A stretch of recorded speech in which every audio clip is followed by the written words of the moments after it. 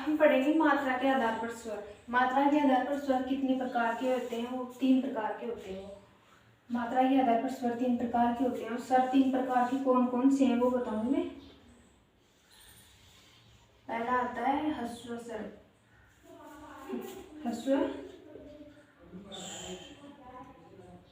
पहला आता है ह्रस्व स्वर। दूसरा आता है दीर्घ स्वर और तीसरा आता है प्लुत स्वर।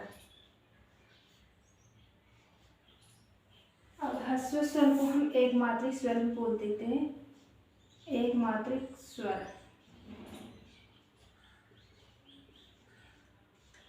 और दीर्घ को हम द्विमात्रिक स्वर भी बोल देते हैं,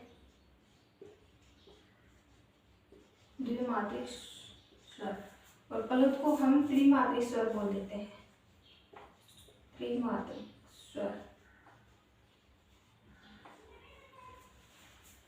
अब ह्रस्व स्वर में कौन कौन से स्वर आते हैं? ह्रस्व स्वर में वो स्वर आते हैं जिनकी उत्पत्ति का पता नहीं है, जो वर्षों पहले से चले आ रहे हैं, जैसे ए, ई, उ और री। ये ह्रस्व स्वर होते हैं, इनकी मात्रा सदैव एक ही होती है। और दीर्घ स्वर, जो स्वर दो समान स्वरों से मिलकर बने होते हैं उन्हें दीर्घ स्वर कहते हैं। दीर्घ स्वर आ जो ए और ए से मिलकर बना होता है, ई जो ई और ई से मिलकर बना होता है बड़ा ई, और उ से मिलकर होता है बड़ा उ और एक बड़ा री। फिर बाद में आता है ए आई, री, ए आई, ओ और आओ।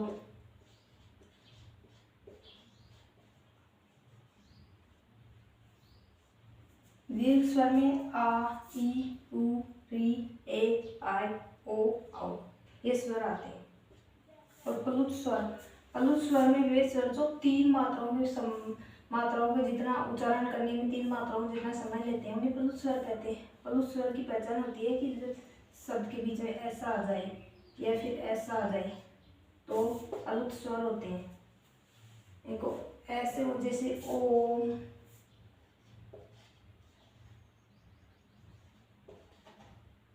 ओम का उच्चारण हम देर तक करते हैं, जैसे ओम, तो ये प्लुत स्वर के अंदर आते हैं। ये जो आ रहे हैं ना, ये प्लुत स्वर के अंदर आते हैं। तो मात्रा के आधार पर स्वर 3 प्रकार के हो गए। उच्चारण स्थान के आधार पर स्वरों का वर्गीकरण। उच्चारण स्थान के आधार पर स्वरों का वर्गीकरण। स्वरों का वर्गीकरण, उच्चारण स्थान के आधार पर स्वरों का वर्गीकरण। तो उच्चारण स्थान के आधार पर पहला आता है कंठ।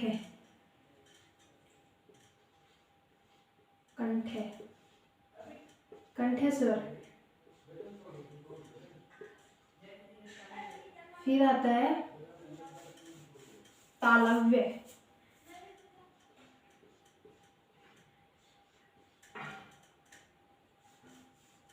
कंठ। और तीसरा आता है मूर्धन्य स्वर।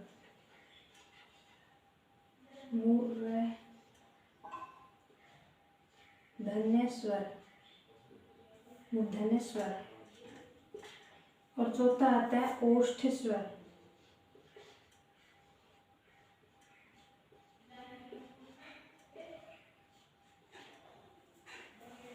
कंठ, तालव्य, मूर्धन्य, ओष्ठ और कंठोष्ठ और कंठोष्ठ स्वर। इधर बता दो मैं। इधर आता है, अब ओष्ठ स्वर के बाद में आता है तालव्य स्वर।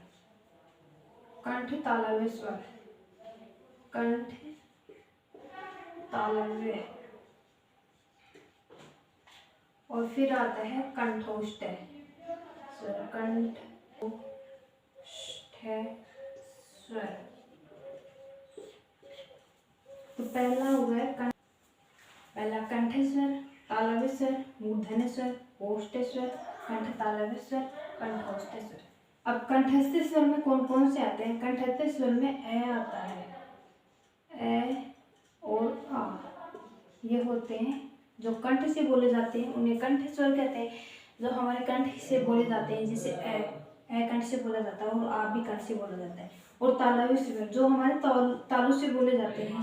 तालु से बोलने वाले स्वर हैं ई और ए, छोटा ई और बड़ा ई, ये तालु से बोले जाते हैं। और मूर्धन्य स्वर में री आता है। ये मूर्धन्य स्वर जो मूर्धन्य से बोले जाते हैं, उसे मूर्धन्य स्वर कहते हैं। ओष्ठ स्वर जो हमारे होठों से बोले जाते हैं, जैसे ऊ और ऊ, ये होठ से बोले जाते हैं, ऊ और ऊ।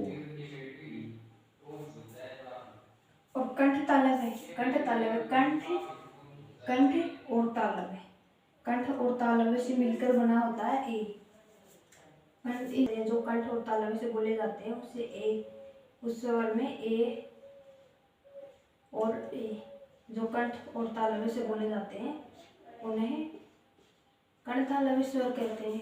कंठ तालव्य स्वर में ये स्वर होते हैं ए और ए से मिलकर बना होता है, इसलिए इनको कंठ तालव्य स्वर कहते हैं। और कंठोष्ठ जो कंठ और ओष्ठ से मिलकर बने होते हैं, उन स्वरों को हम कंठोष्ठ स्वर कहते हैं। कंठोष्ठ स्वर में ओ और आउ होता है, ये होते हैं कंठोष्ठ स्वर।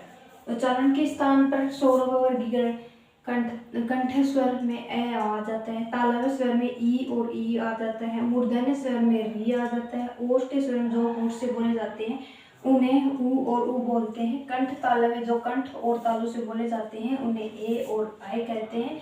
कंठोष्ठ स्वर जो कंठ और ओष्ठ से बोले जाते हैं उसे ओ और ओ स्वर कहते हैं। ऐसे उच्चारण के आधार पर स्वरों के 6 प्रकार होते हैं। ए और ई से मिलकर बना होता है ये ए, और ये ए अब आते हैं अभियंतर के आधार पर। उच्चारण स्थान के आधार पर स्वरों का वर्गीकरण पढ़ लिया। अब हम पढ़ेंगे उच्चारण पर्यटन के आधार पर स्वरों का वर्गीकरण। उच्चारण पर्यटन के आधार पर स्वर 2 प्रकार के होते हैं। पहला स्वर है अभियांतर स्वर, और दूसरा होता है बाह्य स्वर।